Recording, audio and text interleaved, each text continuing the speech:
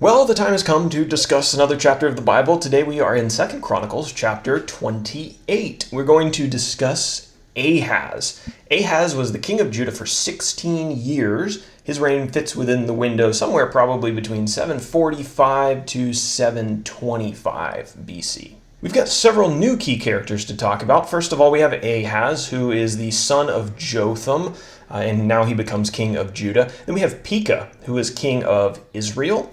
Oded was a prophet of God who God used to rebuke the people of Israel for oppressing their relatives, the people of Judah. More on him in the outline. And then Tiglath-Pileser, which I think everyone should have to name their firstborn son Tiglath-Pileser, maybe even their firstborn daughter. Tiglath-Pileser was the king of Assyria. Now, keep in mind, Assyria is different from Syria. We've been talking about Syria a lot, but we haven't talked a whole lot yet about Assyria. They're kind of the rising power on the world stage, where they have an empire, a vast empire, and are one of the great empires of the ancient world. So, Tiglath-Pileser, king of Assyria. We're going to mention several nations that surrounded Judah in this chapter, but really we're going to be focused on Jerusalem, the capital of Judah, and then Samaria, which is up north of Jerusalem because it was the capital of the northern kingdom of Israel. So the reign of Ahaz over Judah is certainly not a bright spot in their history. This is a period of darkness when Judah really falls away from the Lord, and that's thanks or no thanks to Ahaz, who's their king. So the first section, verses 1 through 4, Ahaz reigns in Judah and promotes idolatry. He became king when he was 20 years old, and he reigned for 16 years. And the text says, quote, "He did not do what was right in the eyes of the Lord.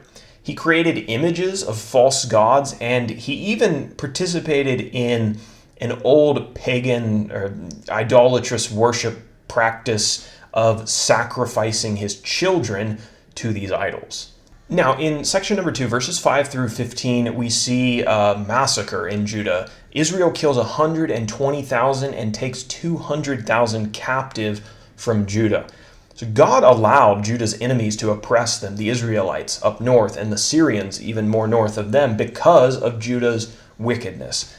In one day, Israel killed 120,000 men of Judah. Now, if you remember several chapters back, there was an accounting of the men who were in the army of Judah, and there were like 300,000.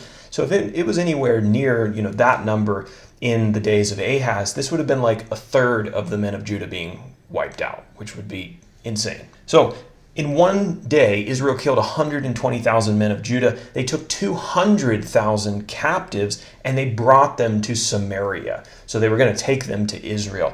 Now, God sent his prophet Oded to the army of Israel as they were on their way back, returning from the battle with all of these captives. And Oded rebuked Israel because their plan was to take the people of Judah and to make them their slaves. So they were going to take their own countrymen, their own relatives down in Judah and make them their slaves. And Oded and the Lord rebuked them for this plan. Oded told them that they must send the captives back, or else they were going to face, quote, "the fierce wrath of the Lord." Some, to the credit of some of the chiefs of Israel, they recognized that the actions of their military weren't right. And so they took some of the spoils from the battle, they used them to feed and to clothe the captives, and then afterwards they sent them back to Judah. So in verses 16 through 21, Judah's troubles continue. The section title is Assyria Oppresses Ahaz and Judah. So the Edomites and the Philistines, the Edomites were down south of Judah, the Philistines were kind of to the west side along the Mediterranean Sea. They were winning battles against Judah. So King Ahaz sent to the king of Assyria, Tiglath-Pileser, for help. But instead of helping Judah, Tiglath-Pileser caused them even more trouble. Ahaz then took money from the temple and from the princes of Judah, and he gave it to the Assyrians. But that really didn't help either. And I think the lesson here is that no matter what foreign nation got involved or what attempt Ahaz made to fix his problems, he wasn't going to succeed because God was against him. Ahaz continues his bad policies as we close the chapter in verses 22 through 27. Ahaz and his idols. Ahaz decided that since the Syrians had beaten him, what he was going to do was he was going to trade the true God of Judah, for the gods of the Syrians, and he was going to start worshiping them. So what he did was he closed the temple in Jerusalem and shut down the worship of the true God, and he decides that he's going to start building altars in Jerusalem and establishing new high places, which were these unauthorized places of worship, rather than worshiping the way that God wanted him to. He thought that the pagan gods were going to save him, but the text says, quote, "They were the ruin of him and all of Israel."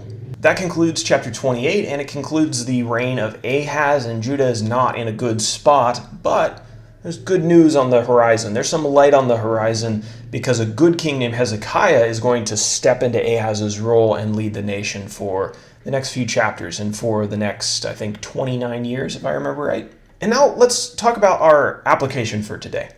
Ahaz was never on God's side, and yet he blamed God for the failing of his nation.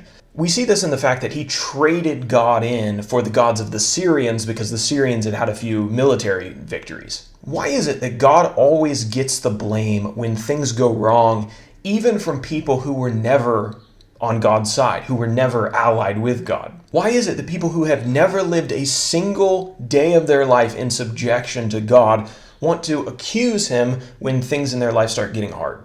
I think the real question is, why doesn't Satan get the blame? Why don't we accuse him of failing us? Why don't we accuse him of spewing false promises that ultimately, never come to fruition? If we've been an ally of Satan's and our life has turned out sour, how about we reject him and curse him? But certainly, the wrong thing to do is to curse God for the work that Satan has done. I think the reason that Satan doesn't get the blame a lot of times is because Satan is really good at shifting blame and convincing us that we should shift the blame. We have to be really careful that we don't allow Satan to trick us into attributing his work to God. This happens all the time, and Satan is really, really good at it, and oftentimes people do it without even realizing it.